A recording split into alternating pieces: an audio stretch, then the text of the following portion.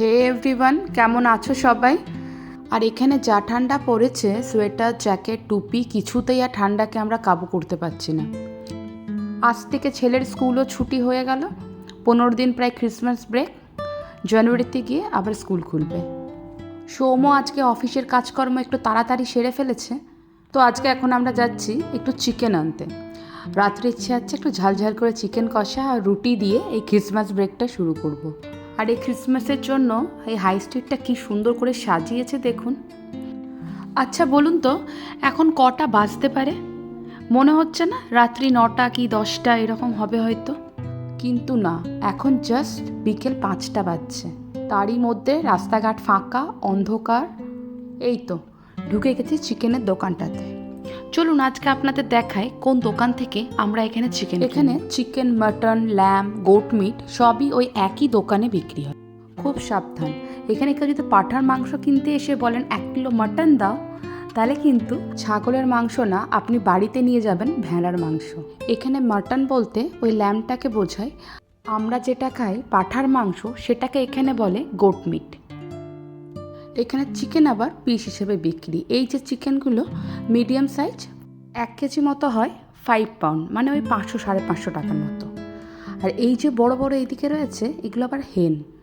বড় ওই ফিমেল চিকেনটাকে হেন বলে আলাদা করে বিক্রি করে। রান্না শুরু করে দিয়েছি। আর সোমের রান্নার একটা বৈশিষ্ট্য হলো, ও চিকেন রান্না করলে তেজপাতা, শুকনো লঙ্কা ফোড়নে দেবেই।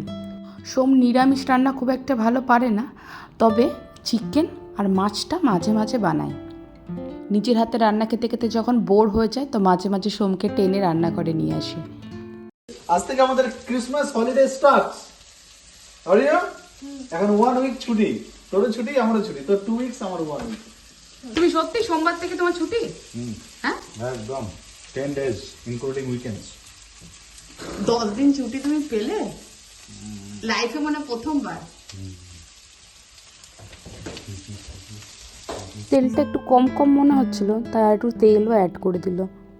এই মাংস রান্নার সব থেকে কঠিন কাজ হলো পেঁয়াজটাকে ভাজা। একবার পেঁয়াজটা লাল লাল করে ভাজা হয়ে গেলে মাংস রান্না অর্ধেক রেডি।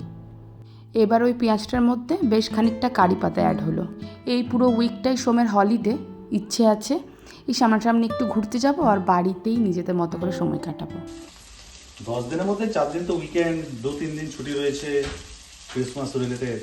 আমি এমনি 4-5 দিন ছুটি নিয়েছি, অ্যাকচুয়াল ছুটি বলতে গোটা মিলে 10 দিন। 4টে দিন নিয়েছো তুমি, আর বাকি 6 দিন এরকম ইউকে হলিডে তো নাকি? 3 দিন হলিডেজ আছে, দুটো উইকেন্ড মিলে 10 দিন হচ্ছে। দুটো উইকেন্ড মানে 4টা ধরো উইকেন্ডস, সব মিলিয়ে একটা 10 দিনের মতন ব্রেক। চলো এনজয়। তোমার তো ব্রেক, আমার তো ব্রেক নেই। পেঁয়াজ মোটামুটি ভাজা ভাজা হয়ে গেছে। এবার খানিকটা কাশ্মীরি শুকনো লঙ্কার গুঁড়ো, একটু হলুদের গুঁড়ো অ্যাড হলো। কারি পাতায় এমন পড়কেছো, বাজার গেলেই কারি পাতা তুলে নিয়ে আসছে। ডালে, মাংসে, সব জায়গায় কারি পাতা। ফ্লেভারটা ভালো লাগছে আজকাল, তেজপাতার সাথে এখন কারি পাতাটা বেশি অ্যাড। এবার অ্যাড হলো আদা, রসুন আর কাঁচা লঙ্কা বাটা। এবার কড়াইয়ে গেল টমেটো আর কাঁচা লঙ্কা কুচি। গুঁড়ো মশলাগুলো দেওয়ার পালা, একটু ধনে গুঁড়ো, একটু জিরে গুঁড়ো। মশলা কষানো রেডি। এবারে মাংসটাকে মশলার মধ্যে দিয়ে দিচ্ছি। রান্না মোটামুটি ডান। এবারে হালকা আঁচে ঢেকে ঢেকে বাকি রান্নাটা হবে। না, চিকেনের জলে মোটামুটি চিকেনটা সেদ্ধ হয়ে গেছে। আর এদিকে আমি ফুলকপি, আলু, গাজর ভাজতে বসিয়ে দিয়েছি একটু। এটা আজ খুব কালারফুল লাগছে। কড়াইশুঁটি দিয়ে দেবে, আর একটু বেশি কালারফুল হয়ে যাবে। ফাইনাল লুক, আমি ওভেনটা অফ করে দিয়েছি। ক্রিসমাস চিকেন কষা হয়ে গেল। আজকে একটা নিউজও শুনলাম, মোটামুটি এই 2024-এ মানে ইন্ডিয়া থেকে রেমিটেন্স হচ্ছে প্রায় 130 বিলিয়ন। মানে যে ধরো যারা এখানে টাকা পয়সা কামাচ্ছে, সে ডলারে হোক, মানে শুধু ইউকেতে না, থ্রু আউট ওয়ার্ল্ড থেকে, ডলার হোক বা ধরো মিডল ইস্ট থেকে, ইউকে থেকে, টোটাল রেমিটেন্স নাকি 130 বিলিয়ন। মানে that is more than the annual budget of Bangladesh and Pakistan combined. সত্যি?